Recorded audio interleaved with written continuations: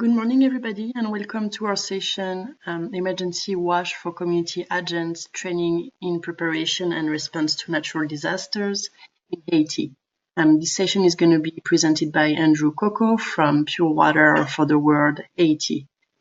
Before we start, I just wanted to go through a little bit of logistic with you. As you have noticed, all the participants are muted for this session. This is just because it makes things a bit too complicated to give you microphone access for your potential questions. So if you do have questions, we do ask you that you use the chat box situated at the bottom of your window. And you feel free to ask questions at any time during the presentation. And I will be asking the questions at the end of the presentation on your behalf. Also, for you to know, this presentation is being recorded, so if you miss part of it because of connections problem, or if you want to go back to it, you will receive a link to access the recording later next week. So I would like to welcome Andrew Coco. I'm just going to try to change my slide here. So Andrew Scott Coco from Pure Water for the World, who's going to be presenting. So Andrew, I'm going to make you presenter from now.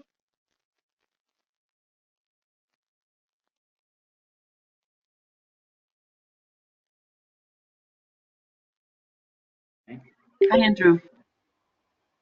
Hi. How are you? Hi, I'm doing well. How are you? Very good, thank you. So from now on, you'll be able to share your screen if you want to. Okay.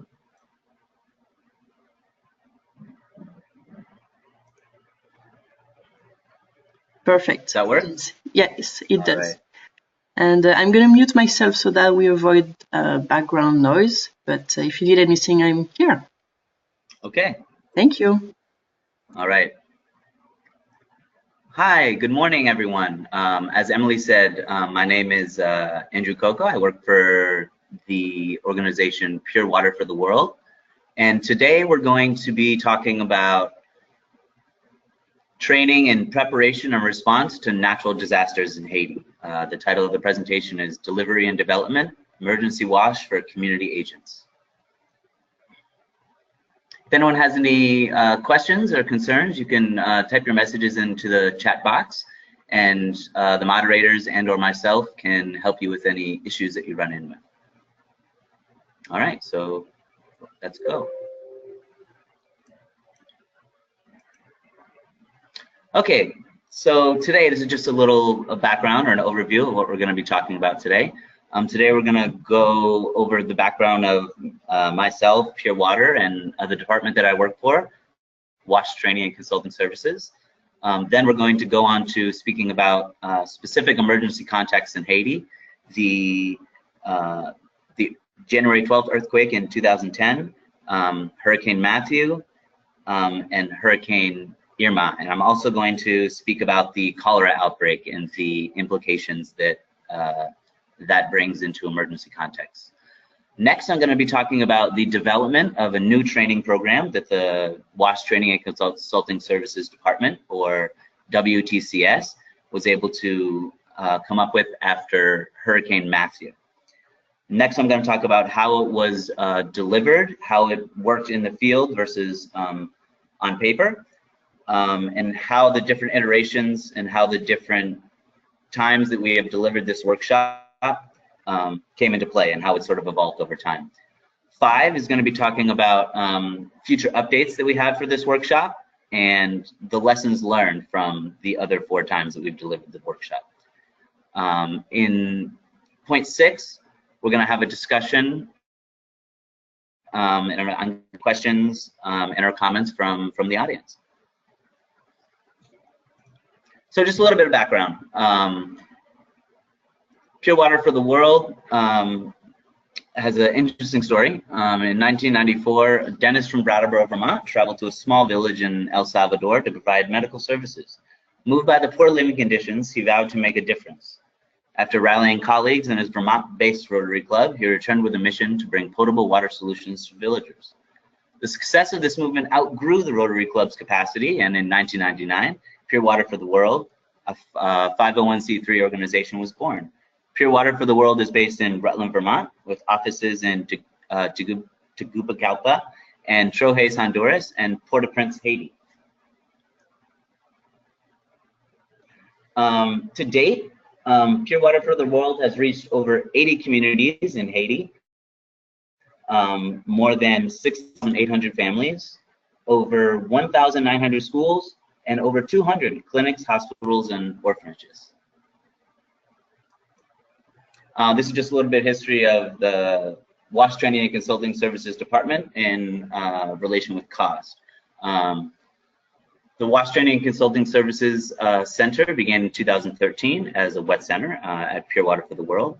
Since that time, we have trained over 300,000 individuals, assessed and educated over 1,900 schools, clinics, and orphanages, and the WASH Training and Consulting Services Department has delivered over 154 workshops and trainings. Some of our current activities that we are taking a part of are the biosand filter workshop for technicians. This is a very popular workshop, and we deliver this workshop up to three times a year. The EWASH workshop, which is what we're going to be talking about today, and I'll talk more about the kind of the scheme and calendar as to when and why we deliver that workshop. It depends, but usually up to 2 to 3 times a year or more, depending on the current context. CHP workshop for clients, this is usually delivered 2 to 3 times a year. BSF quality control, this one is usually in collaboration with the BSF tech workshop. We'll offer the BSF tech and then follow up with organizations later on in that year to then offer support for quality control. And also a WASH in Schools program. A new development in the WASH Training and Consulting Services Department is our water quality testing laboratory. We have the capacity to perform over 35 water tests across physical, chemical, and microbiological parameters. We have support from the US, various universities and professionals in laboratory settings, and we use it as a revenue and fund development for the wet center so that it can help us fund our programs. Okay, so back to point number 2. So today we're going to be going over 4 different emergency contexts. We're going to be talking about the January 12th earthquake in 2010. We're going to be talking about the cholera outbreak that came shortly thereafter in the same year, 2010. We're going to be talking about Hurricane Mathew, and we're going to touch on Hurricane Irma.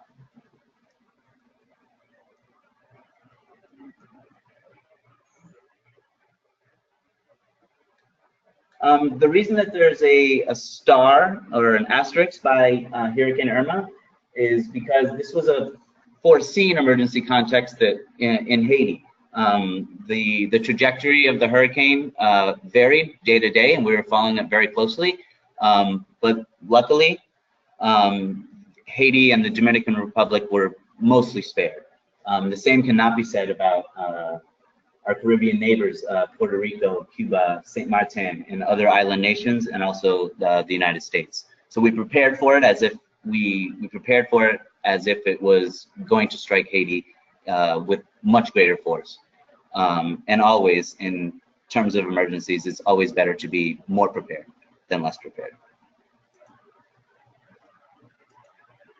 Okay, so first off, I'd like to define what is an emergency. Emergencies are incidents that threaten public safety, health, and welfare. If severe or prolonged, they can exceed the capacity of first responders, local firefighters, law enforcement officials, or others that could assist with the immediate threat from an incident. Such incidents range widely in size, location, and cause and effect, but nearly all have an environmental and human component. If we look here, there's natural hazards. And then if we look to the right, there are human and technological hazards. These are most of the ones that we're going to be dealing with today. Natural disasters are something that's very difficult to predict. They can come at any time, and we've had a bit of experience with natural disasters here in Haiti. Mostly hurricanes and cyclones, flooding, flash floods, and of course the earthquake. In other parts of the world, there's other types of emergencies, geography, climate, and other factors. Those are the main ones that we deal with here in Haiti. But in general, most of these factors, if they lead to the lack of security, displacement of people, destruction of property, etc., WASH can become a very big issue for these populations. So keeping that in mind, almost any emergency can turn into a WASH emergency, and that should be one of the first. Water, sanitation, and hygiene should be one of the first immediate basic needs that gets taken care of after an emergency. Okay.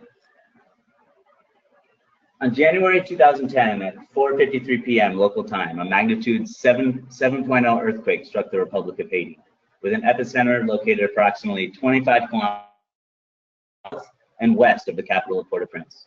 Near the epicenter of the earthquake in the city of Léogâne, it is estimated that 80 to 90% of the buildings are critically damaged or destroyed.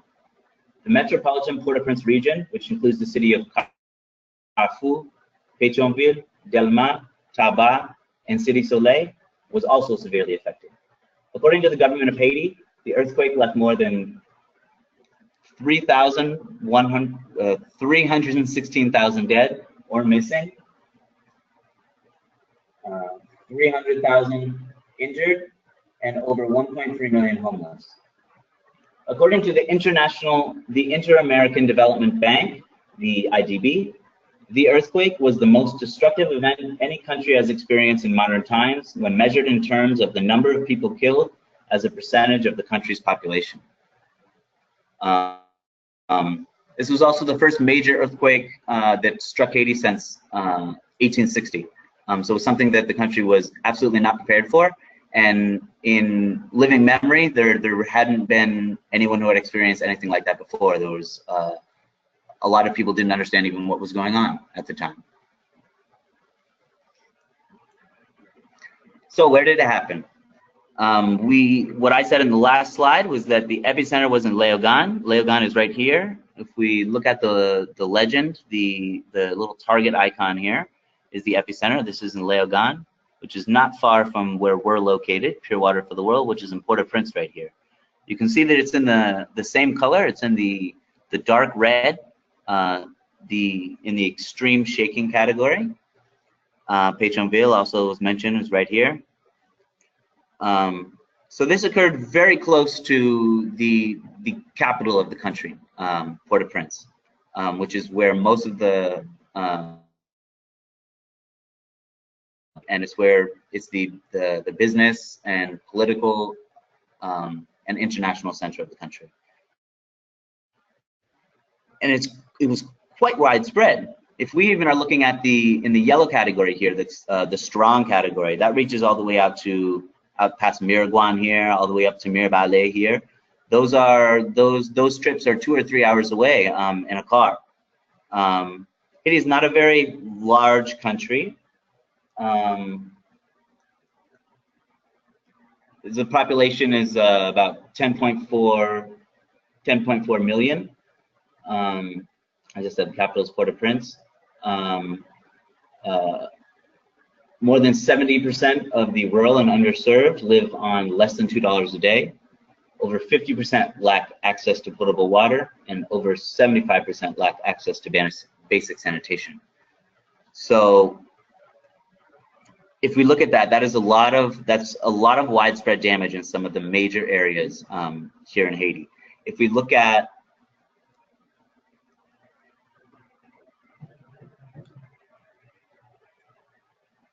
if we look at this chart over here, it will show you in Leogane, which is Leogane proper, which is right here, up to 80 to 90% of the buildings were critically destroyed.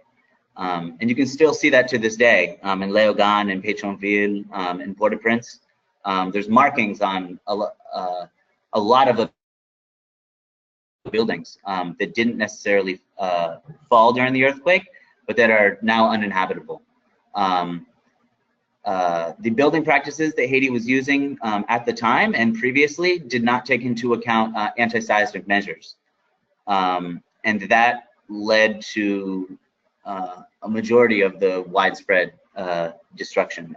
The buildings and the infrastructure were not ready for a force of that kind.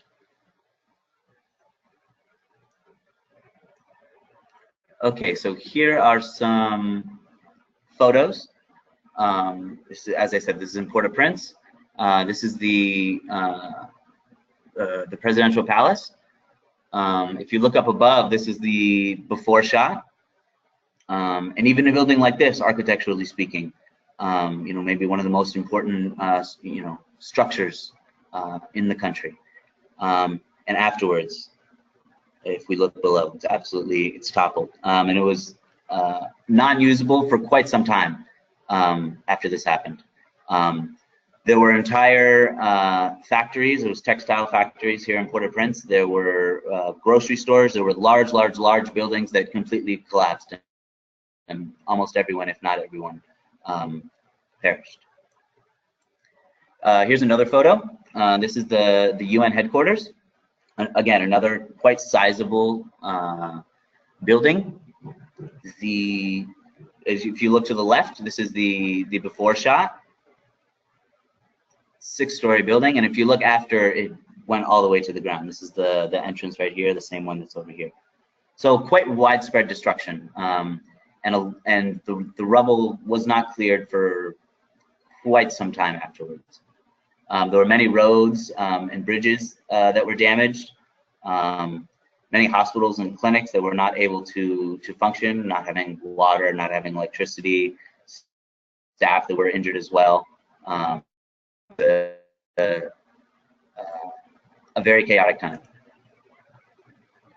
So this next slide and this next piece that I'm going to talk about really goes hand in hand with the earthquake in January. What I'm going to talk about now is the cholera outbreak that happened in October 2010. And I see this as a disaster compounded by another emergency, another disaster. These happened very close to each other in the same year. Haiti was just recovering from, well, Haiti was just starting to recover and pick itself back up after the devastating earthquake that struck in January. And then in October, cholera was introduced, and it was the first cholera case in Haiti in over 100 years. So what I'm going to talk about in this next bit is what is cholera? Why are we talking about it? Cholera's history in Haiti, how it came to Haiti, and kind of the beginning stages of what we have now, which is a cholera crisis here in Haiti, how it was introduced, and why is this a major problem to this day?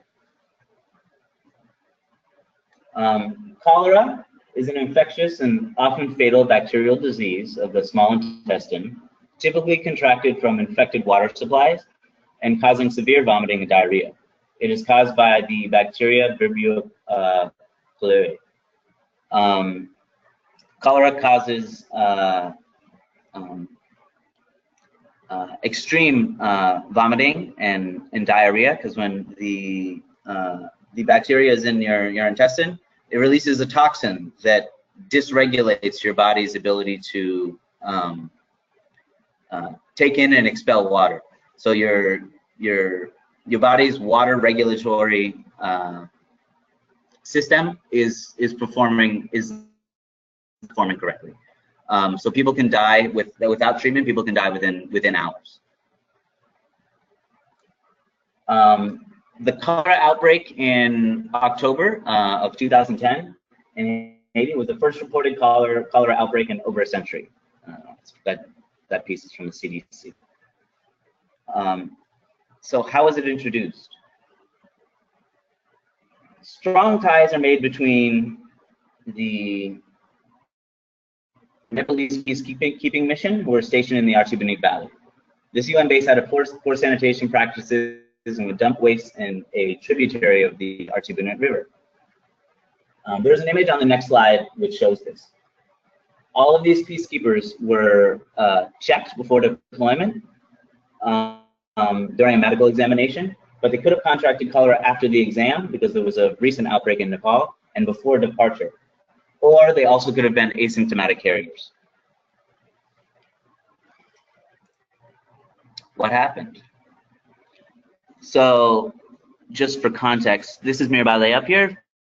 Pure Water for the World has many projects up here in the Mirabale Triano area.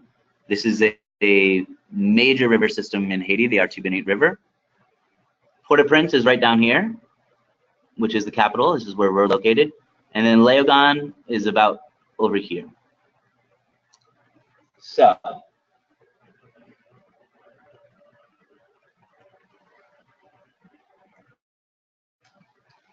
if we go to this first point here, this is the Minister camp. Minister troops from Nepal were stationed in Haiti starting on October 8th, 2010, and set up camp in Miel, which is the red circle. Improper disposal of sewage led to the contamination of the Miel tributary. That's this right here, which connects downstream to the Latin River, which is our red arrow, which is right there. The first case of cholera occurred on October 12th along the Latin River in Mirabale.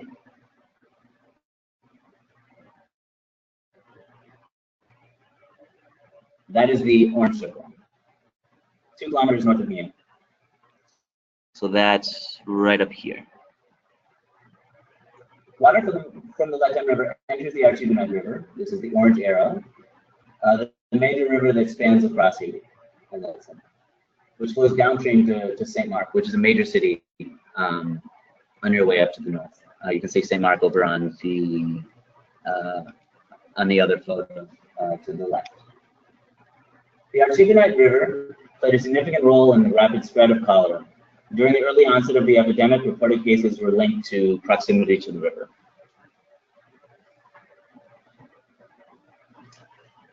In Haiti, over 6,600 people died within the first year after the cholera outbreak. As of February 2016, Haiti had reported 771,000 cases of cholera and over 9,082 deaths were attributed to cholera since the beginning of the 2010 outbreak. So I wanted to show this for a few reasons. This video touches on a lot of what is covered in our workshop. We hit pretty much all of the same points. This is a video that we show during our EWASH training. And this video will also give people a greater understanding of what cholera is and how it affects people on the community level. And it will also let people know why this is such a big problem in Haiti now. Because we're talking about emergencies here in Haiti, and we could have any number of type of emergencies, but it's known that now whenever, if there's an earthquake, if there's flooding, if there's heavy rains, tropical storms, hurricanes, cholera cases are most likely going to jump, and it's something that's going to be on everyone's mind. It's going to be on the forefront. So I'm just going to play this short video. Let's see if this works.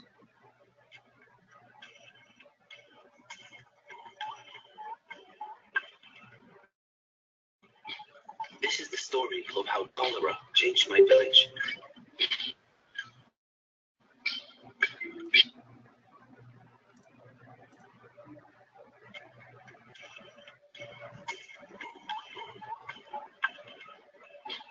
This is the story of how cholera changed my village. Tiny germs of cholera, too small to see, spread through the river. So small, yet so dangerous. Without realizing, women carried cholera home in the water. Flies carried cholera on their feet. Unwashed hands spread it too.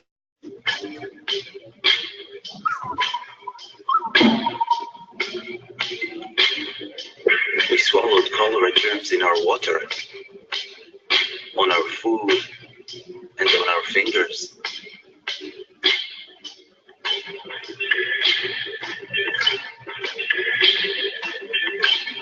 It happened so fast. By morning, my father was very sick. He had diarrhea that looked like rainwater had poured out of him. I was so scared. I went for help.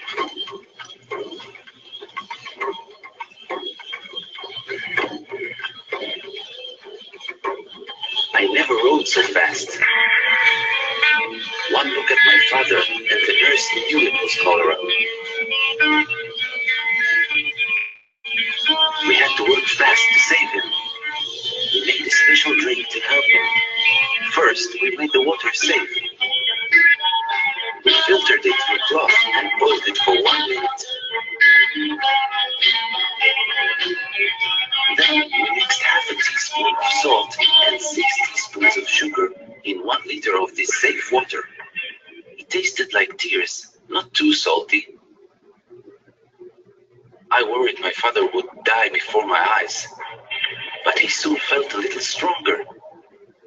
The nurse explained to me that not everyone who swallows cholera germs gets sick like my father, but they can still spread the disease. Now I needed to take safe water to my village and teach them how to protect themselves from cholera. I saw a girl carrying water. I told her she could make the water safe by adding chlorine drops and waiting half an hour.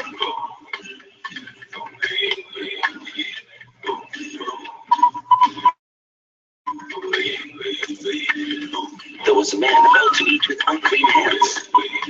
I told him to always wash his hands with soap and safe water after going to the toilet. Only with clean hands could he eat safely.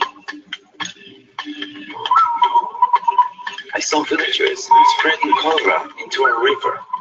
I told them we needed to dig latrines far from the river, at least 30 meters away. This was important to keep our village clean. I found a mother preparing unsafe food. I told her, first, we must wash our hands with safe water. Then, we had to wash and peel the food, cook it, and always eat it hot, and protect it from flies. I spread the word throughout my village and ran to find my father. I was so happy to see he was better. Our village became healthy. Now we filter and boil our water to make sure it is safe. We always use latrines and always wash our hands after. Food is safe from flies, washed and peeled and cooked. And we always wash our hands before cooking and eating. We made our village safe from cholera.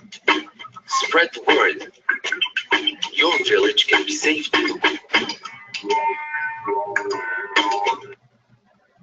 So that's the story of cholera. That could be a typical village anywhere around the world. And the great thing about that video is that it really touches on many of the main points that we cover in our workshop. The importance of water treatment. You saw them boiling water there in that video. The importance of using clean water and safe practices in food preparation. The importance of safe sanitation. You saw them building latrines. Oral rehydration. Oral rehydration salts. You saw them making a solution there with sugar, water, and salt. That's another piece that we cover in our workshop, and also the importance of hand washing. So thank you for watching. Next slide. Okay, this graphic here goes over cholera in Haiti, starting from October 2010 all the way up to July 2016.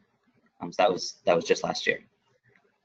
Again, the areas that were shown in the graphic before, the Mirabale area, Port-au-Prince, and this you can even see here. This is the RT Benite River. If we look at the legend over here, cases between 2010 and 2014, the light gray is under 10,000, and over 100,000 is in the dark green here. So you'll see the department here with Port-au-Prince, and these two up here are in the over 100,000 case category. Those are also reflected over here in the arrows on the graph. The arrows are the number of cases, and what is inside of the gray box is deaths. So going from October, 367, go skip a month, 7,036. So as we see, this graph is growing. It starts low in the beginning, and the cases increase as well as the number of cumulative deaths. Okay, so response. It was quite an international. I mean, there was a lot of groups working at the time, and then when cholera came, it was essentially dealing with two disasters at the same time, as I had said. They compounded on each other.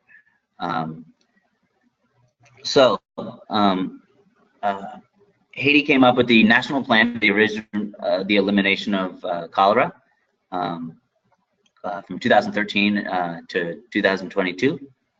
And this document was prepared by the Ministry of Public Health and Population in collaboration with partners, and is designed to provide a sustainable response by addressing the problem of eliminating cholera in 3 phases: short phase, medium phase, and the long term, and in 4 areas of action: water and sanitation, WASH, epidemiological surveillance, health promotion for behavior change, and care of infected persons in health institutions. This was released shortly after this one right here that I'm putting my mouse around. This was a document that was released shortly after the outbreak, and this was a document that we actually used, Pure Water for the World, in what I'm going to be talking about in the next, to teach people about what cholera is, safe water, sanitation, and hygiene practices, how to make an oral serum, and it's all in the local language, Haitian Creole, with good, easy to understand illustrations, and these were printed in mass. We still have a very large stock of these, and we actually use these in trainings and sensibilisation. How would you say that in English? Public awareness campaigns or outbreaks in anticipation of upcoming outbreaks. Here's another graphic. I've actually seen this one in the field. I didn't take the photo though, but this is very similar to the graphic that we saw before, describing how to protect ourselves against cholera. This one was done by Oxfam. So water treatment, the different ratios, and these are drawn around the communities and public spaces. Okay, Mathew. Hurricane Mathew made landfall southwest of Haiti in the town called Les Anglais the morning of October 4th, 2016. It was the first Category 4 hurricane to strike Haiti since 1964. The hurricane caused devastating flooding and created a relentless path of destruction, with winds up to 145 miles per hour to homes and livelihoods, as well as taking a reported 546 human lives. It left behind nearly $2 billion in damage, according to the World Bank and the Inter-American Development Bank, and a surge in cholera. Yeah, these are similar statistics to what we were talking about before. Affected healthcare facilities, 65. Deaths, missing persons, cases, displaced people, this is very important. And in terms of the response, there was a very large impact on infrastructure. The impact that affected us, Pure Water, the most in terms of our response was communication. So telecommunications, I mean, not really internet, but internet connection was definitely down, but cell phone communication. So being able to speak with beneficiaries and people in the community, people working on the ground already there, and being able to get messages across and perform coordination. Also, there was major bridges and roads that were washed out and or damaged and impassable, which made getting to the areas affected, namely Okai and Jeremy, in terms of our response, difficult. This is the path that Hurricane Mathew took. As I had said before, in terms of preparing for Hurricane Irma, the predicted path varied all the time. So some would say that it would miss Haiti, others would say that it would come this way or that it would veer north. So the models are very accurate, but what we kind of learned from trying to follow these models and news is that really hope for the best, but plan for the worst, as the saying goes. You're never really sure until it actually happens. So if you are prepared and even over prepared, then you can provide the best, you can be in the best place for immediate action after a natural disaster like a hurricane strikes. Where's my mouse? So right down here, in this dark red, this is where you know, Okai is right here, and you'll have Jeremy over here. So they were, the storm went right through there, and then it went up into the U.S. and then came back down. Okay, I'm not sure if I have enough time for this. So just bear with me one moment. It wouldn't let me put this in. There's no sound, but this is a drone video footage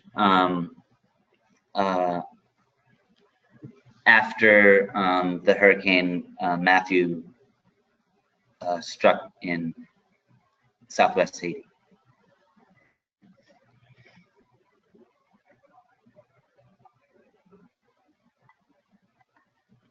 As we can see, there are crops, homes, roads, and things like that are completely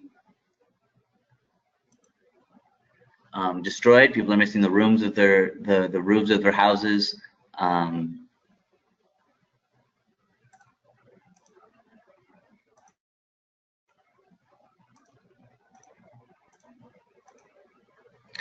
there's widespread damage. And you can imagine, based off of that video footage, the roads and the bridges and, you know, cell phone towers and things like that that I was talking about were heavily damaged. This, just like the photo that I was showing for the January 12th earthquake. This is Jeremy. On the left, you have the before photo. These are your houses and roads. And then this is and you know, crops and things like that, and then to the right you'll have the after footage. So it's a night and day difference.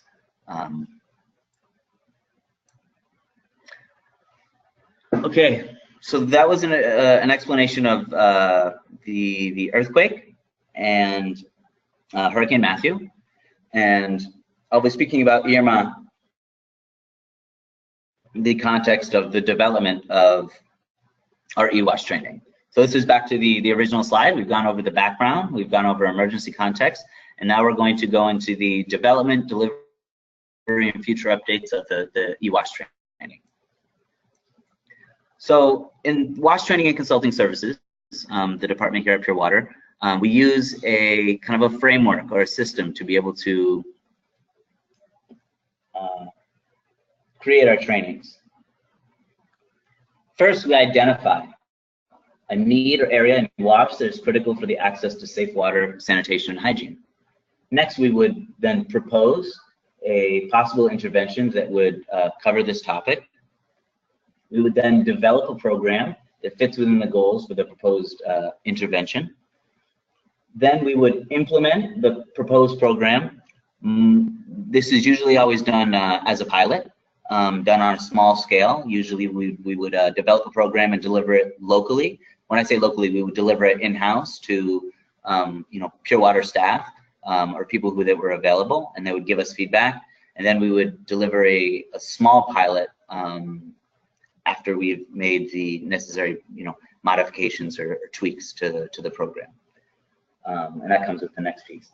We would then evaluate the effectiveness of the program and monitor our results with indicators, group discussion, observations, and through surveys that are given out at the end of the workshop. And then we would go back and restructure and re-implement the program after the initial pilot and in-house delivery with new features to build a better and more sustainable program. So these are some examples of some of our workshops and trainings that we've done. So here's a graphical example of what I was saying.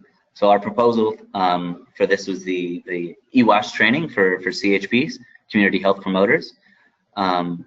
So first we sought approval for the development of the program and created a preliminary budget. Then the program was designed with the training manual, materials, schedule, agenda, workshop description, the entire package. Then the program is implemented as we look at this next unit. And then this is an exchange, this next phase. Evaluate and make changes, re-implementation. Re-implementation afterwards, after observations, surveys, group discussion, go back. Our programs are constantly getting better, and that's what we want, because as the context changes, or as our target audience changes, or as the sector changes, we want to be able to adapt. So none of our workshops are ever set in stone. Just about every time we deliver a workshop, we're able to add something new in and take something out that maybe didn't necessarily need to be there, was redundant. So the way that the EWASH training came about was before the Hurricane Mathew struck Haiti. We had already developed a public awareness campaign and it was named the Strategy for the Fight Against Cholera. Some of the activities included that cholera video that we watched, a food and water treatment discussion, hand washing practicals, and a demonstration of how to prepare the oral serum that we saw in the video. So this was going to follow the national strategy as the national strategy was drafted and changed, so that we were working in accord with the government's needs and vision. But this was really going to be a direct WASH training and consulting services going into community and working with the local population. So it was more of a public awareness campaign as opposed to a training. And this dealt with beneficiaries as opposed to community health promoters.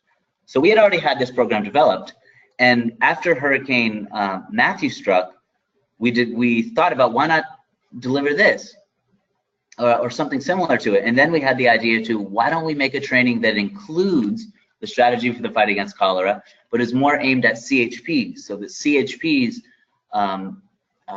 after a disaster can go into affected areas and deliver the message in the way that we would have with this original program. So we're able to empower local organizations and pass on our knowledge and skills and give them, the CHPs, a toolkit that they can use when a disaster strikes. And this way they can also bring this information and knowledge and skills to their organization and train and pass on this information to the people in the organization that need to know it. Managers, decision makers, CHPs, people that are going to be in the field after a disaster. So the EWASH training is actually a modification of a previous program that we had already had, and then we reworked it and changed it around in collaboration with CAWST in November after Hurricane Mathew, and we're able to deliver our first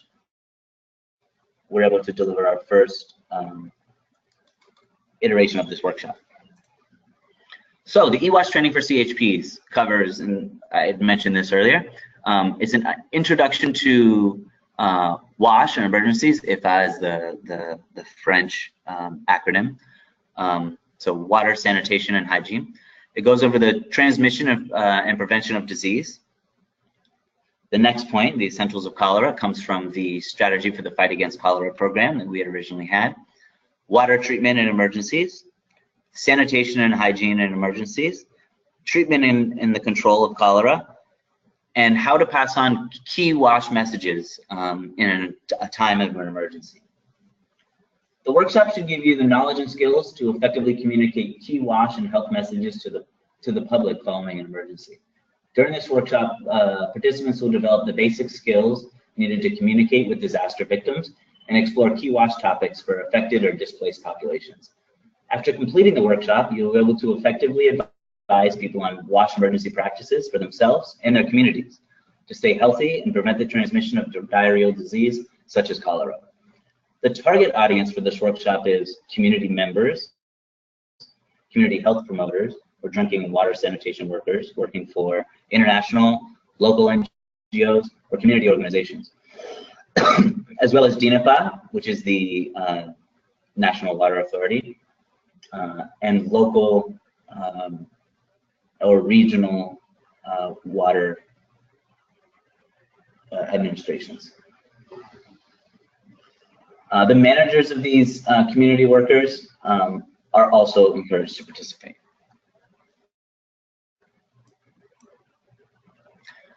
So the workshop was created in November 2016 with CAWST after Hurricane Mathew. And we were able to do a in-house iteration of that workshop, and it went very well. And a week later, we wanted to pilot it, and we were able to pilot it with 8 organizations here in Port-au-Prince. So those organizations were coming to an emergency WASH training after an emergency, but it was the first time that they had heard of a training like that. And some of these organizations had implemented a emergency program or strategy after the hurricane, but many had not, and they wanted to come to learn about how, if next time, if something happens, what can we do?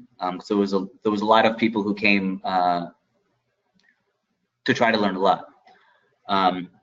We then offered it again in June 2017 to an organization called VSF. There was a period of, it was almost a month, but there was really heavy rains in Okai. And this group wanted to go and provide and there was a lot of flooding, heavy rains, there was a lot of standing water, cholera cases. So this group came, and we were able to deliver the workshop to them. 12 participants, 7 men and 7 women and 5 men, and they really enjoyed the workshop. And afterwards, they went to Okai and implemented their program. So finally, and this was it takes a couple of times to get the workshop to get to more mature or in its kind of final stages of development. Finally, after Hurricane Irma in September 2017, so just this year, very recently, we were able to deliver the EWASH training twice in 1 week.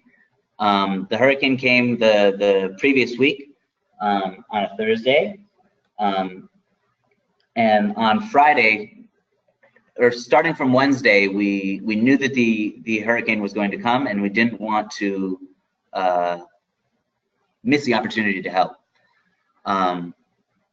So starting Wednesday, we started inviting organizations to come to the workshop, and we were going to offer the workshop in 2 locations, which was a new advancement for this workshop and the way that we delivered it.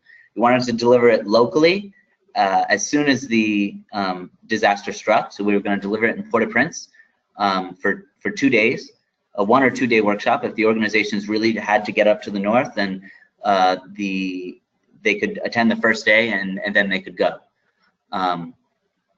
So that was delivered in Port-au-Prince Monday and Tuesday of the following week. Wednesday, our team went up to Cap Haitien, which is up in the north, which is where Hurricane Irma was supposed to strike the worst. And then we delivered the 2 day training up there as well. So we were able to deliver it here in the NGO hub of Haiti, here in Port-au-Prince, for the organizations that were getting their materials together or forming a strategy and everything like that. They could send their CHPs. And then for the people who were already up in the north, we were able to offer it up there on the ground in the areas that were affected.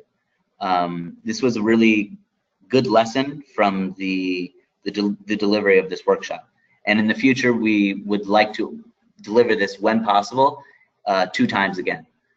So deliver it in the capital, and then deliver it in the area affected, if possible. After there was a lot of interest in this workshop, we were able to have 30 men attend the workshop and 14 women. So that brings the total amount of CHPs that have been trained with this workshop to over 50. And we've only delivered it 4 times. Organizations that were able to attend, the Vermont Haiti Project, ACTED, local organizations like Chasmet, Unadesh, Water Guardian or Gardien Bleu. There was consultancy groups that were able to attend, Goal, Oxfam, our local partner up in Cap Haitien, and many other organizations.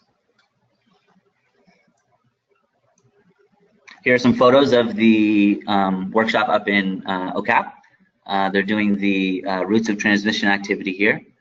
Faishan was very gracious to host us for this workshop because it was very difficult to find a location up in OCAP due to communications and such short notice. This again is up in OCAP. This is an outdoor activity going over the information that was learned the day before, so the refresher and kind of summary activity. This is here in Port-au-Prince. This is the first day of the EWASH training for CHPs workshop that we did in Port-au-Prince right after Hurricane Irma.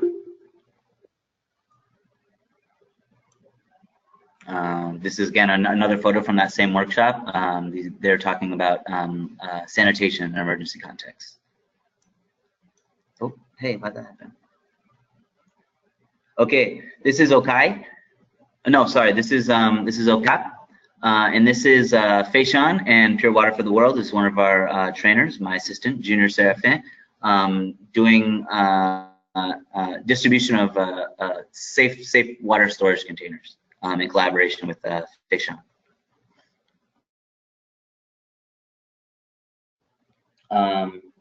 Preparedness. In terms of this workshop, it's an emergency type workshop, so it's not something that you can, if an emergency is going to strike or if it has already happened, you don't have a lot of time to be able to prepare for this. So we were able to prepare for this workshop in 2 days, 2 to 3 days. And that was still really difficult because there was a lot of businesses that were closed, getting materials and things like that were difficult, communications were down.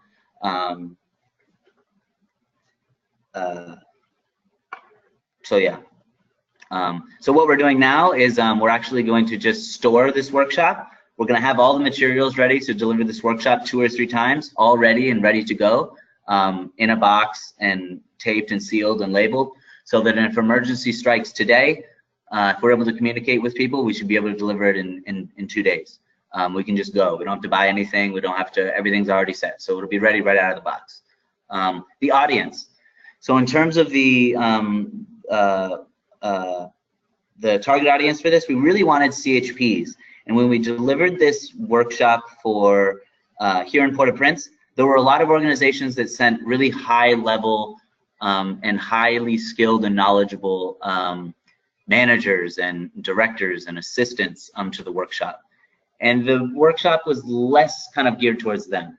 I would think that some of the reason that some of these members came to the workshop is because communication was really difficult. So being able to kind of filter and weed out, you know, maybe send your CHPs instead, or maybe send your, you know, your assistant manager instead.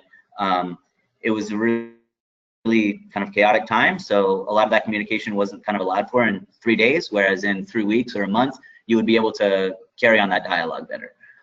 But that being said, we were able to really use their experience of the more advanced participants, and they were able to lead a lot of group discussions, and they were really leaders in their groups. So they brought a lot to the table. Location.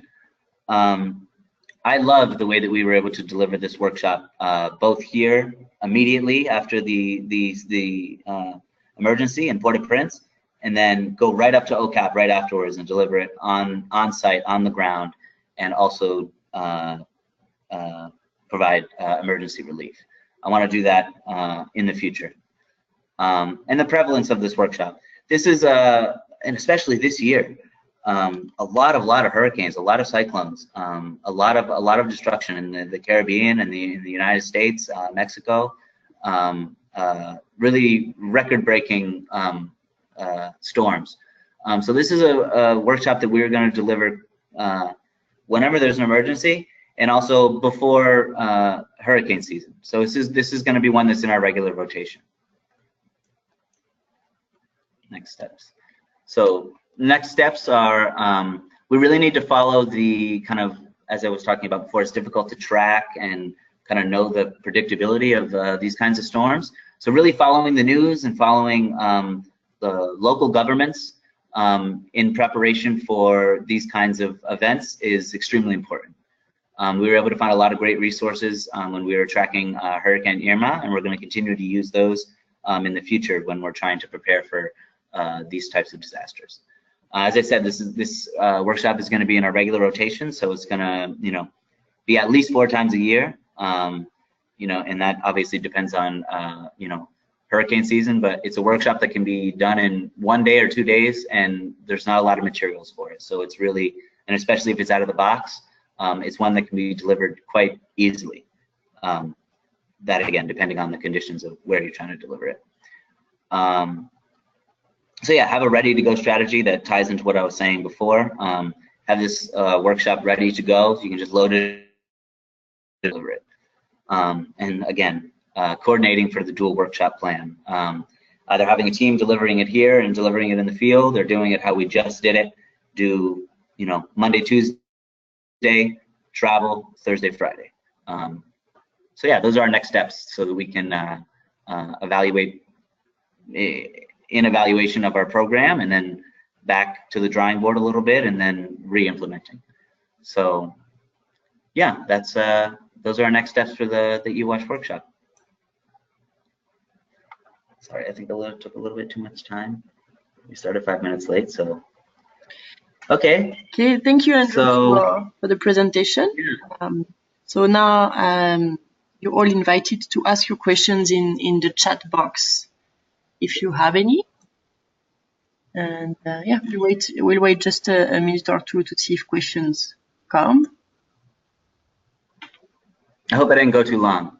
That's all right. People are still here, it seems. Mhm. All right. I guess I don't see any questions. So, oh, actually, Chris, there is a question from. Oh no, it's just a comment from Christina. That was excellent and very informative. Thank you. Thank you, Christina. I guess Thank Christina, you very much. you've met Christina online. She's also working on a project in Haiti. So, all right. Well, I guess that's it for today. Then, if there is no other questions, I guess your presentation was really clear. Okay. And people will find a way to reach out if they want to come back with questions. So thank you very much, Andrew, Yeah, for a great presentation. Yeah, that's what I was going to say. Yes? Is if anyone has any questions for me, or if anyone wants to look at any of the training materials that we use for our workshop, or the training manual, you can feel free to shoot me an email at andrew.coco@purewaterfortheworld.org. I'm putting it in the chat box right now. The training manual is currently in French, but it's something that could be translated, or if you want to use it in a in a francophone country or in a context where French would be applicable, feel free. Perfect. So if there's no more questions, thank you very much. Thank you, Andrew. Have a great day, everybody. Okay. Thank you very much, Emily. Have a great day. Bye.